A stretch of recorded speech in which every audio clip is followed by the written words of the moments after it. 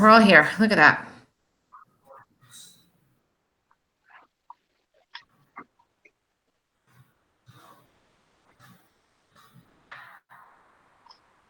Well, I have 7 o'clock, so I'm going to start reading. All right, I'm going to start recording. Okay.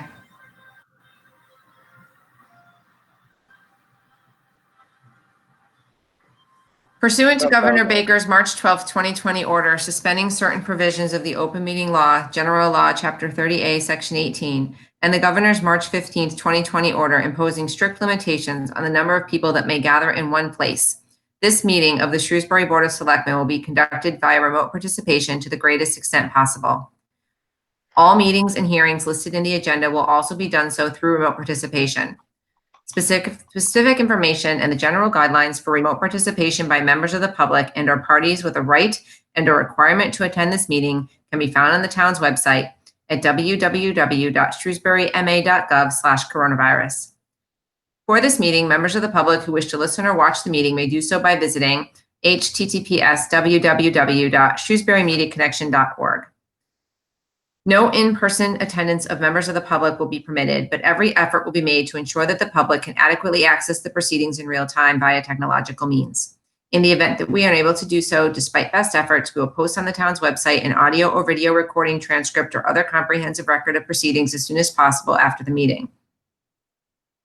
To participate in the public comment portion of this meeting, dial 1-857-269-3378 and enter the following PIN. 616-880-096#. Please mute your device until the chair of the Board of Selectmen addresses your agenda item or opens the meeting to public comment. As a preliminary matter, this is Beth Cassavant, Chair. Please permit me to confirm that all members and persons anticipated on the agenda are present and can hear me. Members, when I call your name, please respond in the affirmative. John LeBeau. Hi, I'm here. John Samia. Present, Madam Chair. Maurice DiPaolo. Present. Staff, when I call your name, please respond in the affirmative. Kevin Mizikar. Present. Valerie Clemmy. Present. Anticipated speakers on the agenda, please. Oh, we don't have any, so I don't think I need to do that. Introduction to the remote meeting. The open meeting of the Board of Selectmen is being conducted remotely, consistent with Governor Baker's executive order of March 12, 2020, due to the current state of emergency in the Commonwealth due to the outbreak of the COVID-19 virus. In order to mitigate the transmission of the COVID-19 virus, we've been advised and directed by the Commonwealth to suspend public gatherings, and as such, the Governor's order suspends the requirements of the open meeting law to have all meetings in a publicly accessible physical location. Further, all members or public bodies are allowed and encouraged to participate remotely. The order, which you can find posted with agenda materials for this meeting, allows public bodies to meet entirely remotely so long as reasonable public access is afforded so that the public can follow along with the deliberations of the meeting. Ensuring public access does not ensure public participation unless such participation is required by law. This meeting will not feature public comment. For this meeting, the Board of Selectmen is convening by Google Meet as posted on the town's website, identifying how the public may join. Please note the meeting is being recorded and that some attendees are participating by video conference. Please be aware that others may see you and take care not to share your screen on your computer unless asked to do so by the chairperson or a staff person. Anything that you broadcast may be captured by the recording. We will now turn to the first item on the agenda, but before we do so, permit me to cover some ground rules for effective and clear conduct of our business and to ensure accurate meeting minutes. I will introduce each board member or staff member who has the lead role for this particular item or guest speaker associated with this item on the agenda. After they conclude their remarks, I will go down the line of members first and then to staff members, inviting each to provide comments or questions. I will then call upon members to offer a full motion and then for a second. Please hold until your name is called. Further, please remember to mute your phone or computer when you are not speaking. Remember that unless a document is being shared, your camera feed is triggered by your speaking or background noise. Remember to speak clearly and in a way that helps to generate accurate minutes. For others in attendance expected to present, please hold until your name is called. Remember to mute your phone or computer when you are not speaking. Remember that unless you are sharing a document, your camera feed is triggered by your speaking or background noise. Please remember to speak clearly and in a way that generates accurate minutes. After your presentation, members of the board will be given the opportunity to ask questions. Finally, each vote in this meeting will be taken by a roll call vote. This is the Tuesday, August 4th, 2020 meeting of the Board of Selectmen. This is now called to order. Item number 1 on the agenda is to approve the bills, payrolls, and warrants. Move approval. Second. Okay. No further discussion, so we'll vote to approve. Selectman LeBeau, Aye. Selectman Samia, Aye. Selectman DiPaolo, Aye. Selectman Cassavant, aye. Item number 2 is announcements and reports, of which I am not seeing any. Does anyone on the other board members have any announcements? Okay, then we'll move on to item number 3, which is the town manager's report. Mr. Misakar. I don't have anything additional this evening. Okay, that brings us to item number 4, which is under new business to review and act on the revised fiscal year 21 budget. Mr. Misakar. Thank you, Madam Chair. I will present my screen and walk through a couple slides with the board, and then I'll be happy to answer any questions you may have.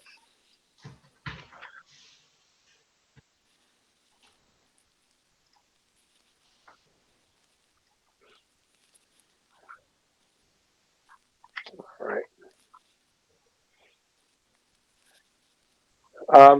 To update the board, as you are aware, there has been a change in what we know about the state aid funding for fiscal year 21. Late last week, Representative Kane gave us a heads up, and then it came through that the governor and the legislature had reached a agreement to hold fiscal year 21 state aid level as it was for fiscal year 20. And essentially, in comparison to our previous revenue model, where we were conservative and using prior recessionary periods as our model, this provides us with $1,230,566 additional dollars versus that more conservative model. So it's good news. Generally speaking, we had a agreement through informal conversations with school leadership that, should any additional aid come in or revenue come in throughout the course of the year up until a special town meeting in the fall, that funds, for the first $600,000 in funds would go to help reduce the school deficit. And then each dollar would be split in half, 50-50 after the first $600,000. So the $1.2 million breaks out that the school will receive an additional we're proposing that the school receives additional $915,283, and the town side would be allocating an additional $315,283. Both of those contributions are not, they're incredibly helpful, extremely helpful, but they do not provide the final solution. There still would be a remaining about $1.1 million gap that the school would have to close, including additional COVID expenses. And then in comparison, to where the town side of the budget was before these funds would be put in place, given the fact that the board moved about $400,000 or $300,000 from pensions over to the school side, and then the other reductions that were made in departmental operations, there's still about $950,000 less on the town side. So again, it's a great help, but is not the silver bullet to get us back to where we likely otherwise would have been without COVID-19.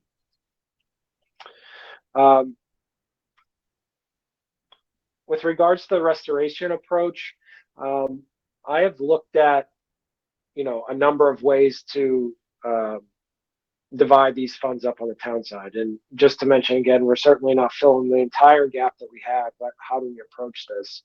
And I find that we put ourselves in the best position is if we restore funds on the personnel aspects of the budget where we had vacancies, and we're going to defer those vacancies long-term or partway through the fiscal year.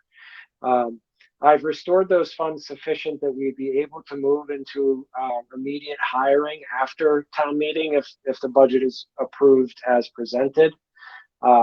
This does two things. One, it obviously enables us to provide the service levels that residents have grown to expect within the community.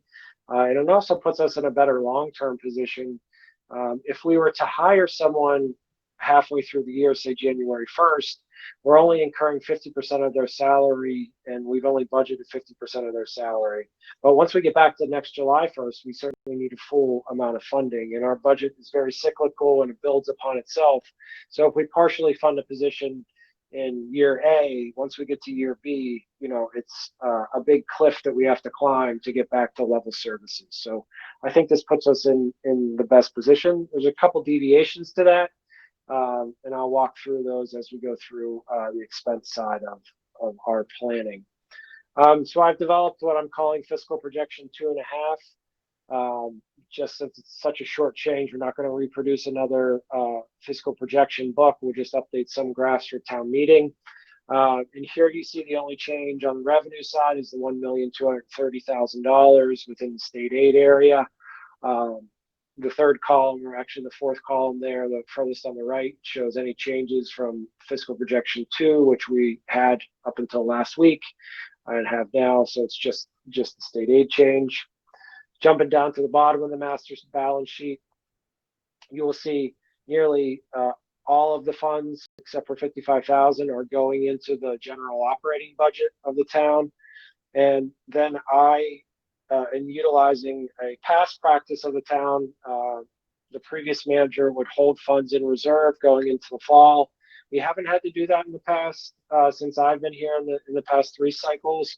But with this one, given the fact that we got the good news about the front side of the cherry sheets, that is the aid that we'll receive, but have not received any indication about what the charges will be like on the back side of the cherry sheet, I think it's prudent to hold $55,000 out to fill any gaps that are presented where we may have underestimated state and county charges or cherry sheet offsets, which you see a few rows up within this budget. We would be able to appropriate those funds at any point in the fall, or if we have a special town meeting, or make necessary adjustments in other aspects of the revenue if we don't and have to set the tax rate. So you see at the bottom, the total charges are only increasing by the total new amount of revenue. So we do have a balanced budget once again. And I've provided in the series of the next 3 slides, a department by department summary of the changes that we're making, and I'm happy to highlight those. But the vast majority of them, if not all of them, are in the personnel line items. The town manager increases funding for the vacant management analyst position. The treasurer collector provides 3/4 of a year funding for the new part-time benefits coordinator position. Excuse me, I didn't mean to go so fast. Election and registration funding was cut for part-time positions there. And given the challenges that department will face both for mail-in and in-person elections that we're already seeing, we restored those funds. Public buildings had the reduction of a full-time position that was HVAC technician. We are funding a partial year position for a junior custodian within the Sherwood Middle School, which will greatly help our maintenance and upkeep of that facility.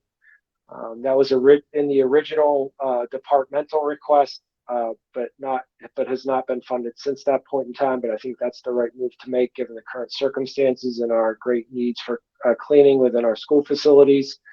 The police department restores funding for both patrol officer positions and a clerk's position that was cut.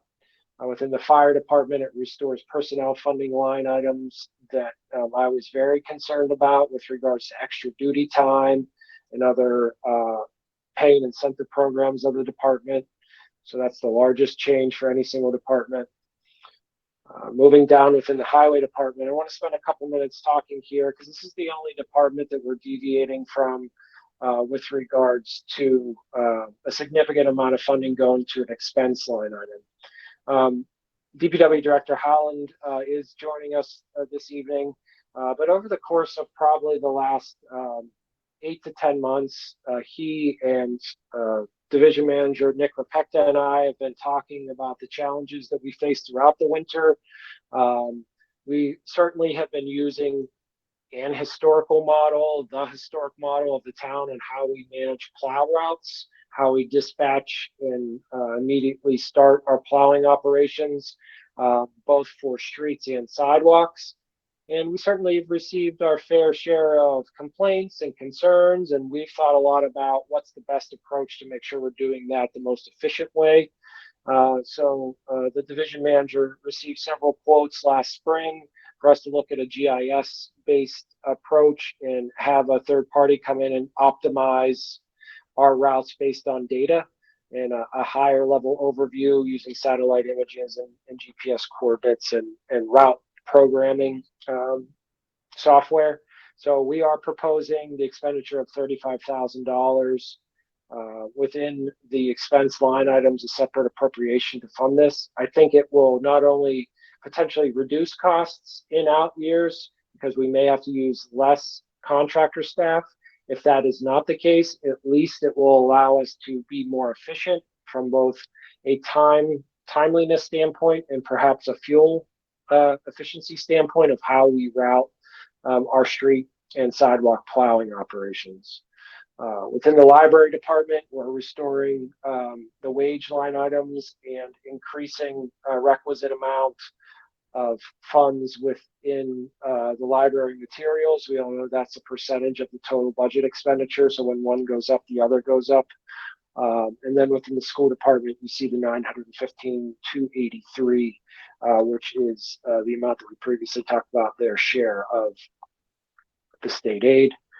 And the other increase falls within the information technology department. There was a $10,131 reduction, and we're restoring that. Information technology, as everyone certainly knows, is critical these days. There was plans to fund an additional position, a new position within the previously proposed budget. And I think this now puts us back in with the opportunity to do that. That position would mainly go to support, at least the previous concept was to support police and fire operations. We now have a mobile data terminal in all fire apparatus, or an iPad in all fire apparatus, and certainly a mobile data terminal in all of our cruisers. So they require an exceptional amount of support to make sure they're operating properly. So that is our plan for the new allocation of the $1,175,556. The balance, $55,000, would be held in reserve to ensure we can meet any new state charges. And I will keep sharing my screen for just a few moments to see if there's any questions that I need to refer back to. But otherwise, that is my presentation. I'm happy to take any questions you may have. Board members, any questions? Madam Chairman, Mr. LeBeau? not so much a question as a comment. I want to compliment you, Mr. Mizigar, for taking into account the charge side of the cherry sheet. All too often, that's a mistake. I mean, we certainly wouldn't expect you to be making it, Kevin, but people make it all the time. They tend to forget about, they get so busy looking at the front side, they don't look at the back. So I guess I do have a question.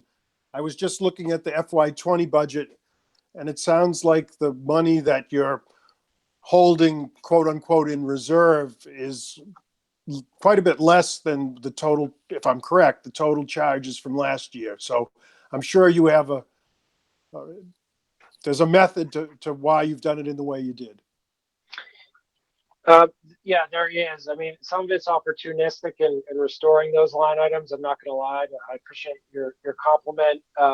Just trying to be conservative. The incremental change year over year in state and county charges is not, that significant. And I'm hoping, given the state's very generous restoration of funding and holding it at FY20 levels, that they may feel some obligation, if able to do so outside of any formulas, to hold the charges that way as well. But if nothing else, this provides us with a good step in the right direction to be able to cover any additional charges.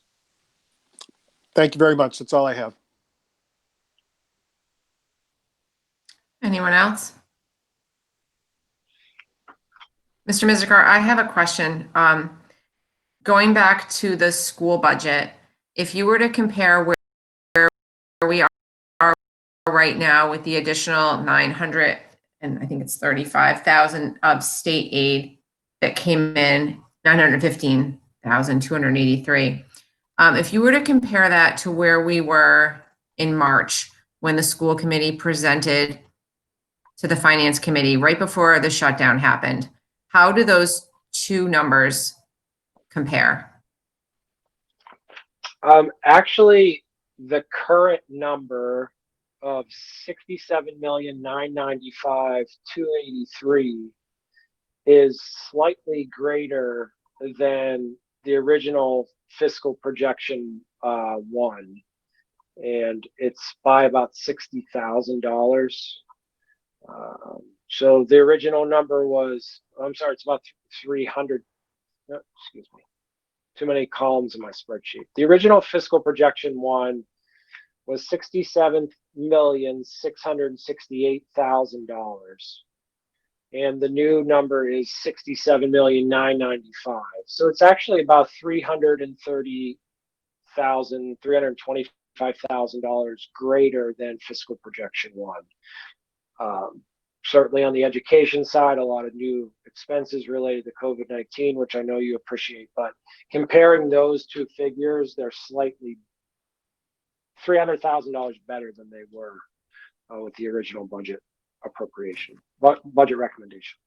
So if we were to back out the COVID-related expenses and go back in time to where we were in March, all of the reductions that were made initially to things like the sixth grade foreign language sticks out in my mind. Those things would still need to happen, but further reductions wouldn't need to happen based upon this number. That's correct. Yep. So and to be fair, oh, sorry. Go ahead. No, you first. I was just going to say, if you remember, after we left the finance committee, we realized or recognize the fact that health insurance wasn't going to be as bad as it was, and we provided $300,000 more to the schools. So, you know, that was $67,968. So that's about $30,000 difference. So, you know, depending on whether you look at what we took to the finance committee or what we knew at the same time or right thereafter, they're about $300,000 to, you know, $30,000 difference. So yes, there was an original number of cuts that were made by the schools, but we've gotten them collectively. Everyone's gotten them the whole way back to where they were in March, plus a little bit. So, okay. So then the only outstanding gap that exists is created by the potential expenses related to COVID that may or may not be covered depending on whether or not the federal dollars from CARES Act funding can be used past the end of the year. Correct. So that's the wild card. New expenses and revenue reductions. So the school department has some revenues that it receives directly. Many of those come in the form of fees, whether it's an athletic fee or a busing fee, you know, kindergarten tuition. But the biggest area is special education circuit breaker, which is a revenue source that comes in directly from the state and helps offset.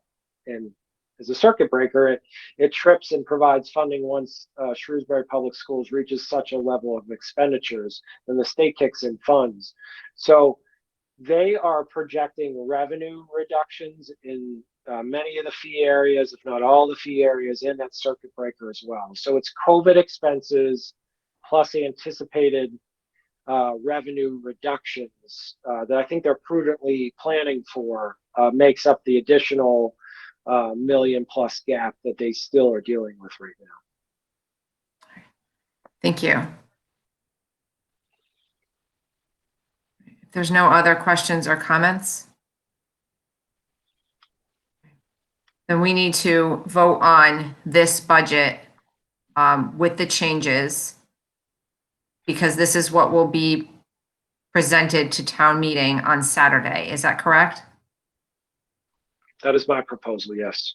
So I was just listening to pre-town meeting before we arrived at this meeting.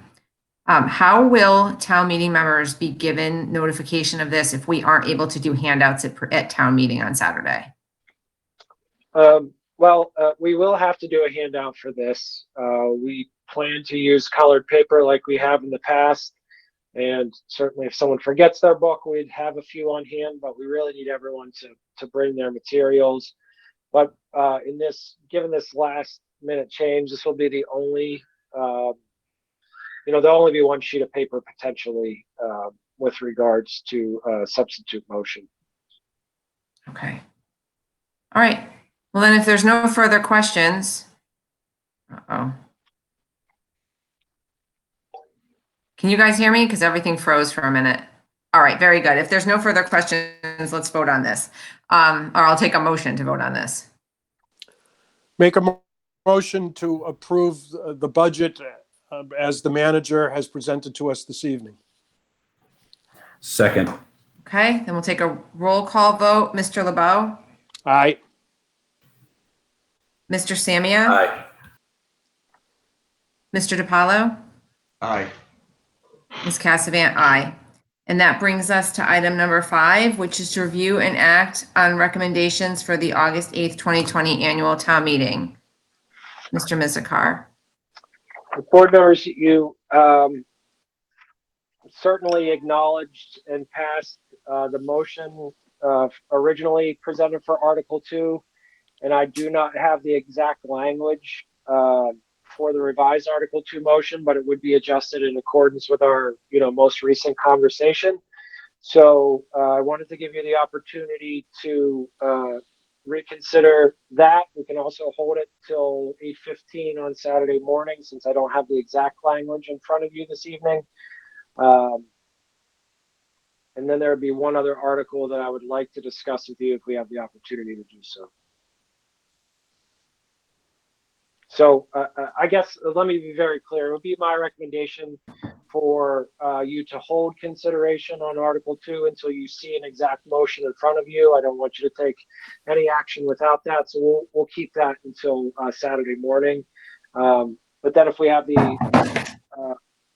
kind of agreement on that front, I would like to discuss with you to make sure we're all on the same page and we have appropriate information on the article to accept the state law to require sprinklers in boarding houses.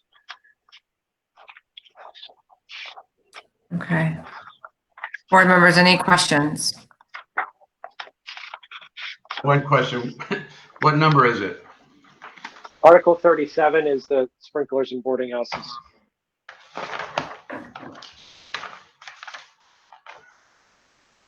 Okay. So,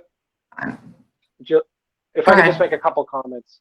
So at the previous meeting, whenever you voted on this article, I don't think understood the full impact of what would happen if this article was passed, specifically related to short-term rentals.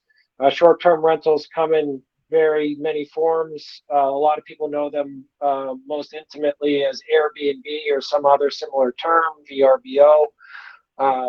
But it's a short-term rental, normally less than a year, oftentimes only a few days or a week.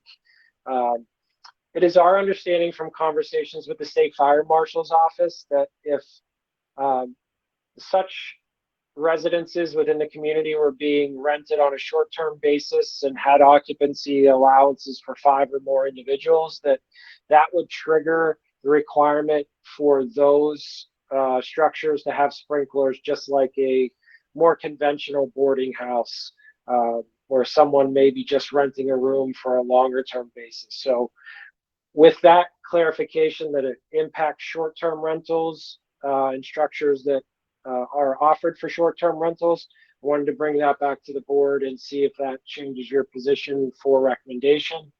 We certainly have opportunities to accept this in the future. Only about half the communities have accepted this at this point, and I'm not sure what impact it would have on the short-term rental community and what your opinion would be on that. So we just wanted to bring this back to you, and we could not have you support it, or we could go as far as recommending a substitute motion, because we will be meeting with the Finance Committee again this Thursday.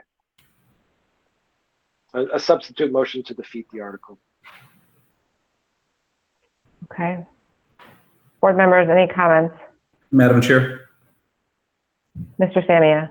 in light of the explanation by Ms. Mizikar, I'm of the position that originally we had supported. I'd recommend not to support Article 37 and come back at a later time, as he had indicated.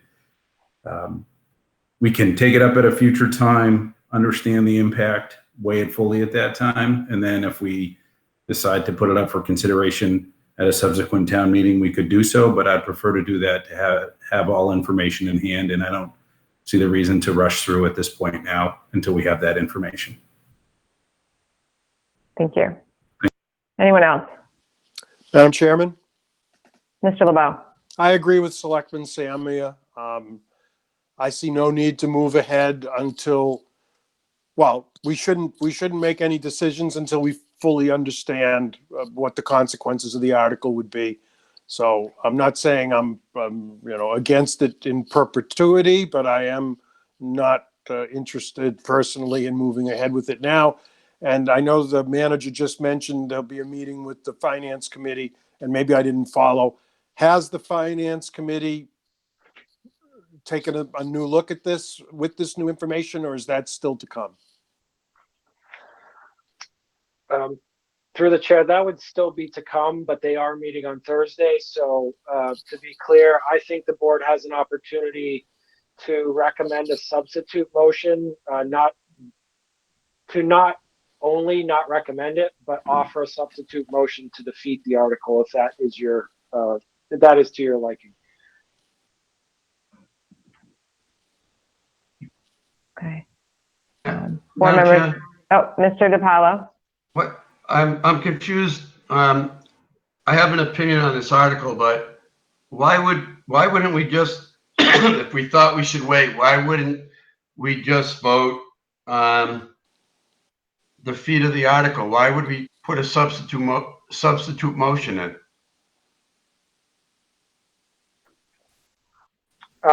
Perhaps I'm missing the tradition or the format that we would normally use. I just thought that the board normally moves a printed motion, but you can certainly recommend a substitute motion that's not in the book, or read a different motion that's not in the book. Right, but the motion wouldn't be to correct the language of the article. It was essentially going to be to defeat this, right? That's correct, yes.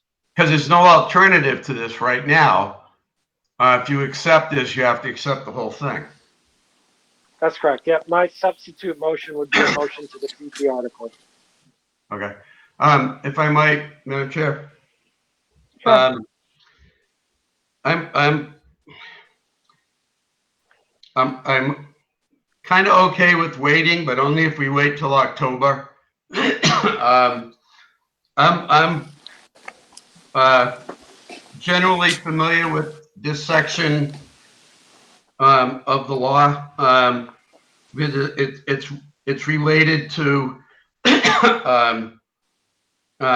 what I was doing in property management for the nonprofit I work for.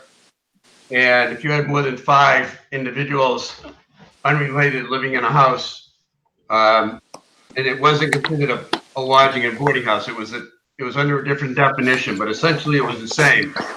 You had to have a sprinkler system. So the first part of it, to me, is not controversial at all. I think it should be done. That law has been on the books, aside from this one, for years, and it's been active. So I happen to think that's a good part of the law. And the other part, after talking with the chief today, this is when we're talking about these units that would be affected that, excuse me, we didn't understand were going to be affected in the beginning.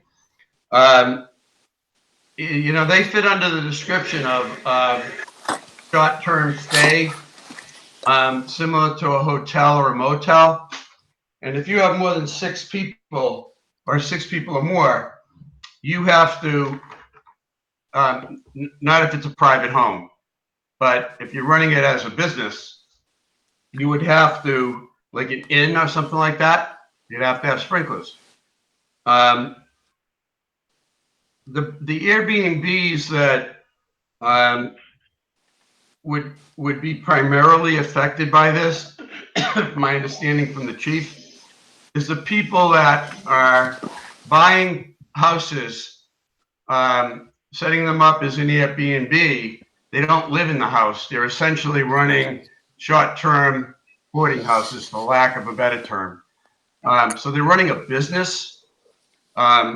So they've got it's transient tenants, I guess would be the way. They're here for a few days and then they're out, maybe a week, but that's it. It's not like a boarding house. I think if they're running it, if somebody's running a property like that, and we know there are people in Shrewsbury who are doing that, and actually all over the state, then I think if they're going to have more than 5 people in the house under those kind of circumstances, that they should be required to put them in. I think where you get into a problem is if some people, they're going away for vacation and they say, well, we can rent our house for a week. That might be a little bit different, but I don't feel too much sympathy for the people who are using these as buying these properties as investments and using the Airbnb a way to make some extra money, not to supplement their household income, but they're running them as a business. So if we can hold this till October, which I think will give us plenty of time to figure out the repercussions, then I'm good with it. But if we have to wait until May, I'm not. We already actually had a fire in a house where 6 people were living in the house, unrelated. They, 6 people in the house, and there was a fire in it, and there was substantial damage to the house. So it isn't like this doesn't happen. So I think delaying could be a bad thing. I know it's been around for a while, and maybe we've been lucky, but I'm not generally opposed to it. I'm concerned about the people who occasionally rent out their house, or they might rent out a room for a weekend. If we can, if we're going to hold it till October, fine. Unless we find something else out between now and then. But I guess that's where I am. I don't have as much sympathy for people who are running those houses as a business. Okay. Kevin, do you know if there's any sort of grandfathering for current registered Airbnbs?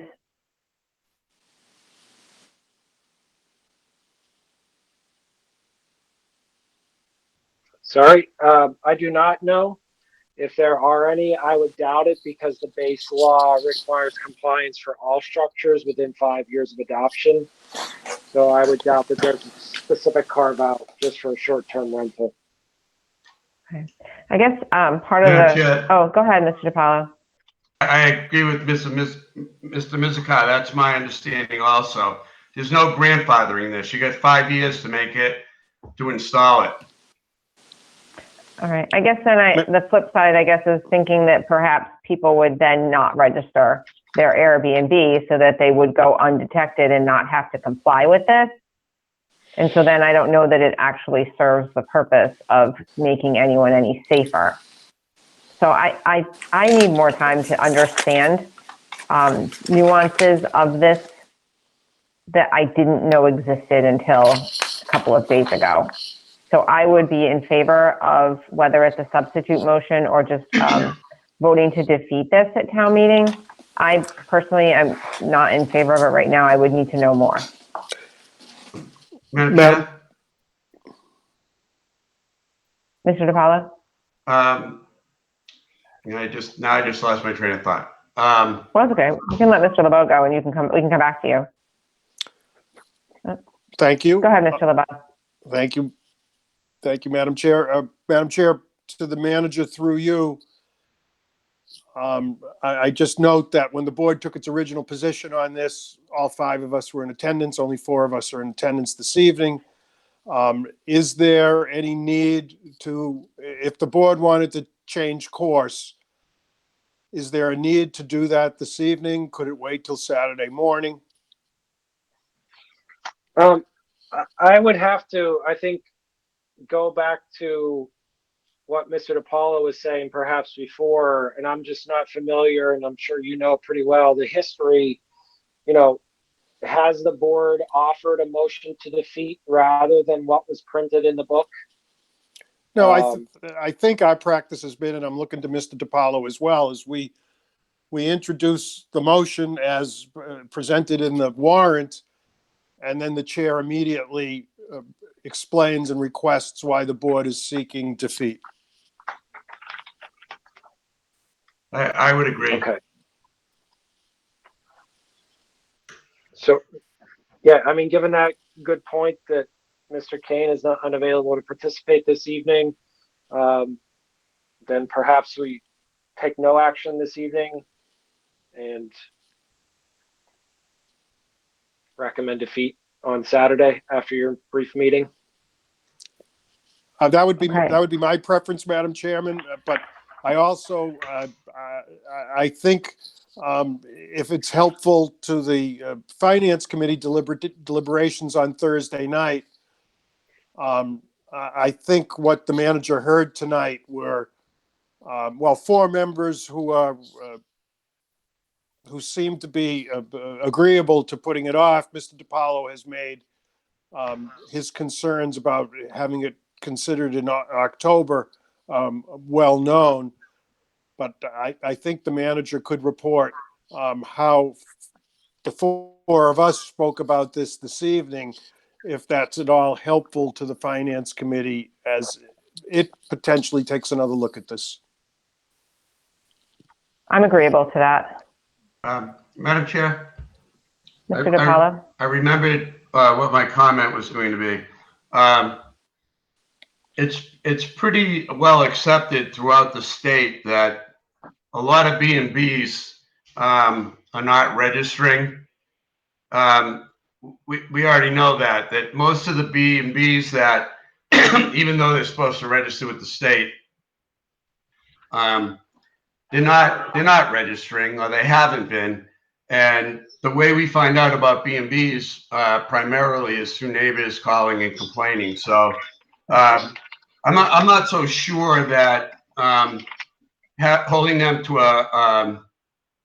a safety requirement is going to make them less likely to register, given that a lot of them don't do it now until they're found out and then they register. So I think it's the nature of the beast. It's very hard to police them. And that was one of the things the chief talked about, that, they wouldn't be driving around town trying to find Airbnbs. They would find out as people complained, or if somebody registered, but usually it's through complaints. No, I would agree with that. I know I get plenty of complaints about Airbnbs. All right, so then do we need to do anything with this as far as a vote tonight? All right, so then we're going to hold off and we'll just make a decision. We'll take a vote prior to the start of town meeting on Saturday. Very good. All right, so if everyone's all set, we'll move on to correspondence. Item number 6 is an email dated July 24th, 2020 from Deborah Luke, 28 Patriot Lane, regarding additional info for the Board of Selectmen. Items number 7 through 18 are emails dated July 26, 2020 from Melinda Springer, 47 Memorial Drive, regarding videos, discrepancies, contradictions, and untruths related to dog barking logs. Item number 19 is an email dated July 27th, 2020 from State Representative Hannah Kane regarding the fiscal year 20 supplemental budget, local Shrewsbury earmarks. Hannah Representative Kane reports being able to secure funding for Shrewsbury, $10,000 for PPE for the town and $25,000 for the St. Anne's Food Pantry. And then Senator Moore secured funding in the Senate, $175,000 that will be split evenly between the communities that Senator Moore represents. That works out to $25,000 for Shrewsbury for technology, health, and safety improvements in public schools related to the pandemic. And as always, we're grateful for the advocacy of Representative Kane and Senator Moore in making sure that Shrewsbury is able to take advantage of the many funds at the state level that are available to us. Item number 20 is an email dated July 28th, 2020 from Hannah Kane, State Representative, regarding a 3-month interim budget approved by the legislator awaiting the governor's signature. Item number 21 is an email dated July 30th, 2020 from Melinda Springer, 47 Memorial Drive, regarding today at 9:35 a.m. And item number 22 is an email dated July 30th, 2020 from State Representative Hannah Kane regarding the state's commitment to hold FY21 local and school aid amounts for FY20 level, which we just discussed at length. So with that, if there is nothing else to come before the board in open session, I will entertain a motion to adjourn. So moved. Okay, motion has been made and seconded. If there's no further discussion, Mr. LeBeau? Mr. LeBeau, you're muted. Mr. DiPaolo? Aye. Mr. Samia? Aye. Aye. Thank you. Sorry. Myself, aye. This meeting is adjourned. Thank you and good night. Aye. Good night, everyone. Thank you, Madam Chairman.